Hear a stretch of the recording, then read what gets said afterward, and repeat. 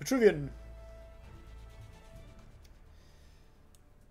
Oh, I don't know if I'm going to have time to go through all of these before the end of the stream. I might have to speed up. Web page, please.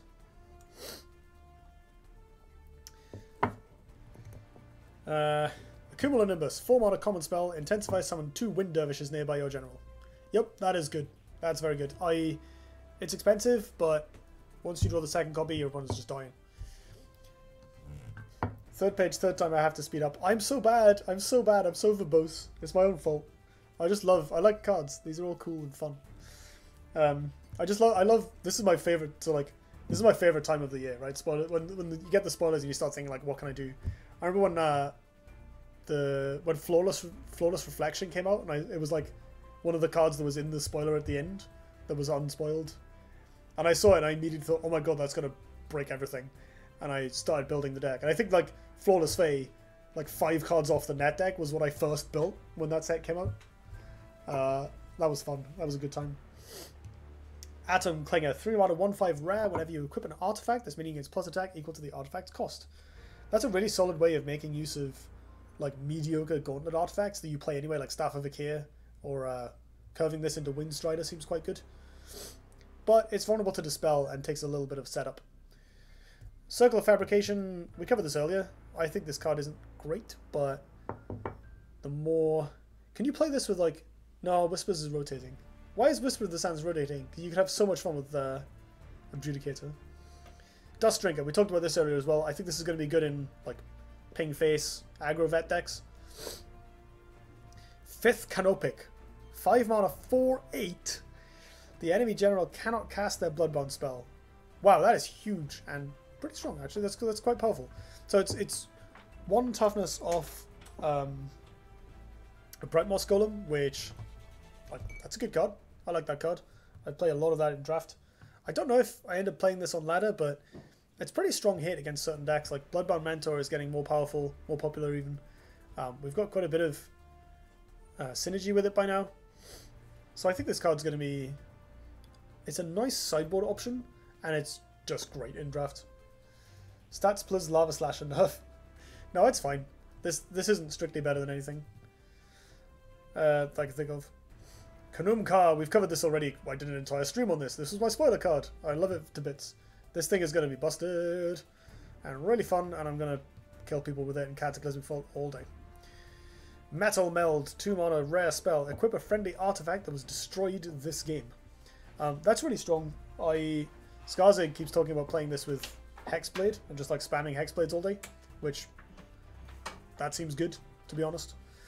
I think it's going to be... Just push it close, it's fine. Got some people trying to be stealthy behind me. It's alright. Yeah, I think this card's pretty cool. I think you can really get people with it. Like, you can make a big tempo turn where you re-equip your Hexblade and play a minion or some other equipment. Notion of Starless Eternity. Beautiful name. 5-mana 3/3. It's a trial.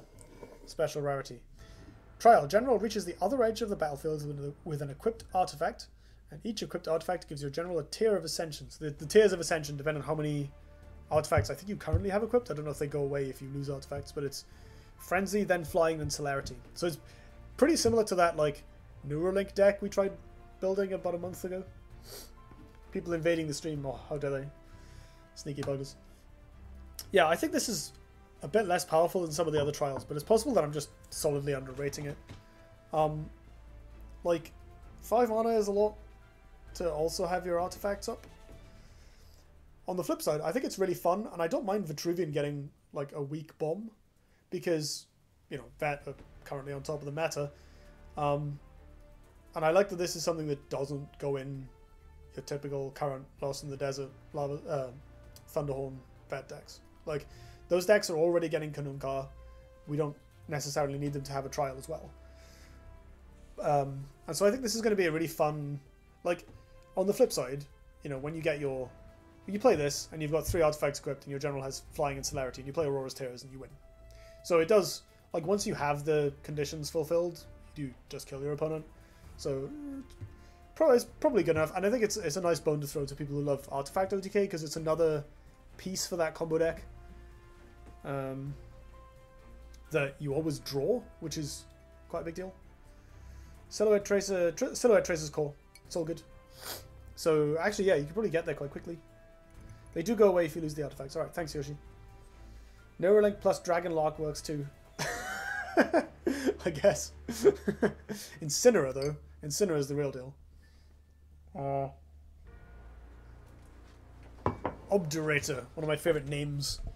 I love this card, just name-wise. It's 2 mana epic artifact. Your general gains +1 attack. At the start of your turn, repair all of your artifacts by 1 durability. Basically, that means you can keep hitting your opponent forever, right? If they don't hit you back, you get free attacks, or you can withstand 1 ping a turn. If you've got an Iris Barrier on, or a Groove Lion to give you free attacks, you can get some. You can get some increasingly strong, kind of sustained builds of artifacts where you just keep going. It's very similar to people used to play Imperial Mechanist. But this is actually an artifact, so it triggers your Notion and your Aurora's Tears. I think this card's pretty good. Orb Rider. That is an amazing sprite. Oh, wow. Ooh. Alright, 2 mana, 2/2 common. Opening Gambit, return a nearby friendly minion to your action bar. So, it's Intensify support. And it's nonsense. It's combo nonsense. We're going to get lots of value. We're going to combo all the things. Hello. We're going to do solid shenanigans. I think this card's going to be very fun. Even just bouncing Dream Shaper with it is great.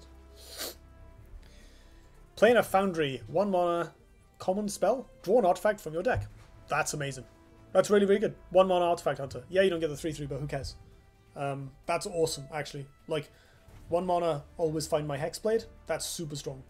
1 mana, increase my... like, if you can play Artifact Vet with like 2 of each artifact instead of 3, and you play this, that way you're more likely to have 1 of each, which increases your ability to respond to different situations, decreases the chance of drawing like redundant Wildfire ranks, while also increasing your chances of drawing Wildfire rank the first copy. Like, that's really, really strong. It's a very good card. And it filters your deck, like it kind of thins. Synaptic Arbitrage, 4 mana epic spell. Give your opponent a minion to take control of nearby enemy minions with less attack. Wow, that's so cool. So, like, you can give them a Dervish to steal, like, 1 and 0. You can steal their build minions by giving them a Wind Dervish, and then it goes away. That's funny. You can give them, like, a 6/1, and then kill it to steal 2 things. That's pretty good. There's got to be something you can do that has like a really silly downside. If only Wasteland Wraith was symmetrical, that'd be pretty good. Ooh, information about new game modes in the patch notes. Awesome, I'm excited. Between this and Metal Meld, Combo Sage will be dope. Yeah, this makes... this also really pushes Skarzig's proposed Mega Hexblade deck. Just always draw Hexblade, always play Hexblade, always resurrect Hexblade. Like, you're just gonna have Hexblade on forever. Swarm King Scarab, that's badass. 6 mana, 5/7, legendary with Blast. Whenever this minion blasts, summon a 1/1 Scarabite with Flying and Rush in those spaces. Holy crap, that's really cool. So I love the flavor on that to start with, and of course it's very, very, very powerful. The downside being, you know, it's a 6-drop, so... but I think that's really good. I mean, obviously that's like a high pick in draft, but it's legendary, so... Neutral Dying Wish that hurts you minion. Yeah, it's 3 mana 4/5. So you attack with it, give it to them to steal their 2/2-drops or whatever, and then hit it, and they take 4. That's really good. Yeah, that's a great combo. Oh, if only you could play it with the Vanar Wisp that Dying Wish gives them the thing.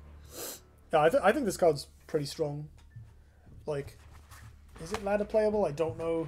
6 mana is a lot of mana, and there's some stiff competition.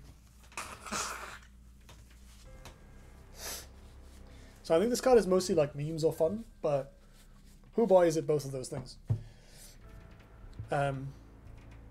And I'm sure there's something silly that can be done with a card that can deal a bunch of damage and then spawn like 5 1/1s. And then Wither we talked about earlier. I don't think this card is actually very good, which is fine. Vetruvian have got plenty of removal right now. So I'm kind of okay with Vet going back to having crap removal again. As long as they can deal with stuff.